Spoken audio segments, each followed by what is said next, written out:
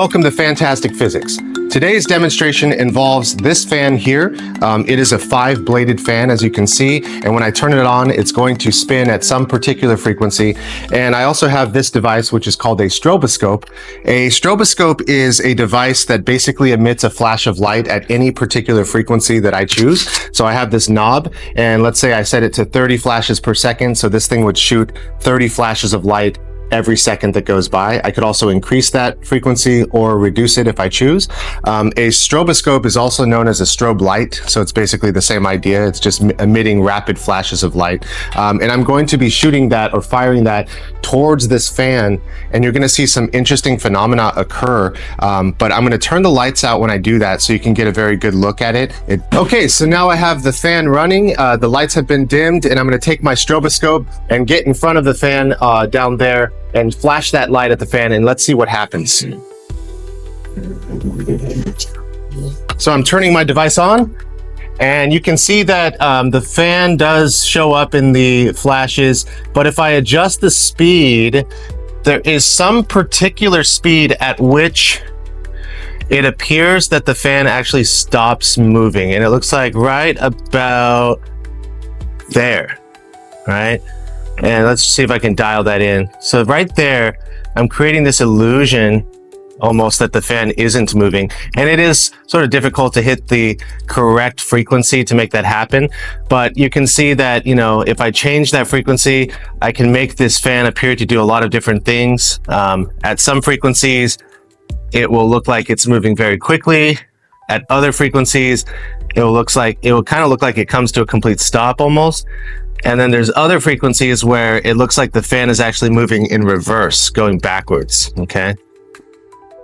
All right, so the first thing you probably noticed was the footage sort of looked a bit choppy when I was filming that. It almost looked like there were lines kind of running up and down the screen. And there's a reason for that. It has to do with the frame rate of my camera interfering with the frame rate of the flashes of light.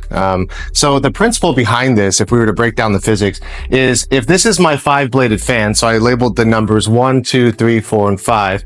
And let's say this fan spins at 60 times per second. So that's its frequency. So every second it goes around 60 times.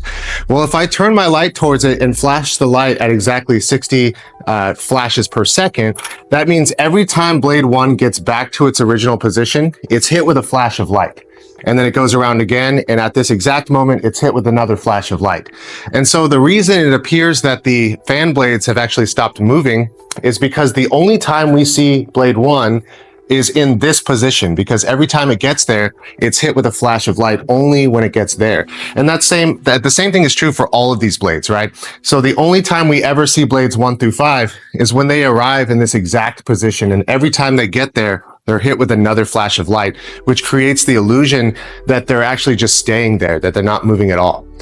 Now, of course, I can make these appear to go faster or in the forward direction. So if I slow down my flashes of light, and so if blade 1 goes around and I wait a little bit longer and hit it here with the flash, it's going to make it look like the blade is kind of incrementally moving forward. And I can also create the illusion that this blade is spinning backwards by increasing my flashes of light, increasing the frequency of those flashes, because now when blade 1 goes around, if I hit it with the flash here, it's going to look like the blade kind of moved backwards, and it creates this like artificial backward spin. Now, what's interesting about this phenomenon is that you can actually create this illusion just using your camera and not using a stroboscope. So for example, you can go out and find footage of a helicopter rising above the ground, taking off, and we know that helicopter blades are supposed to be spinning pretty fast, but if you film those blades spinning with a camera that is filming at the exact same frame rate as the spin of the blade, basically you're doing the same thing as we did here, where it appears that the blade is kind of in the same spot, and so it looks like the helicopter is rising without its blades even spinning at all.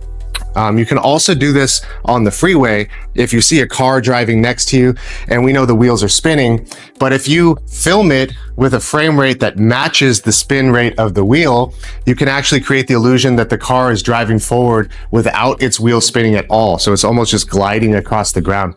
And so you may have seen videos out there on the internet where people claim, hey, look, physics is broken, but what they're really doing is tricking you using the correct frame rate, just as we used the correct flash rate to create the illusion that the fan in this room was not spinning.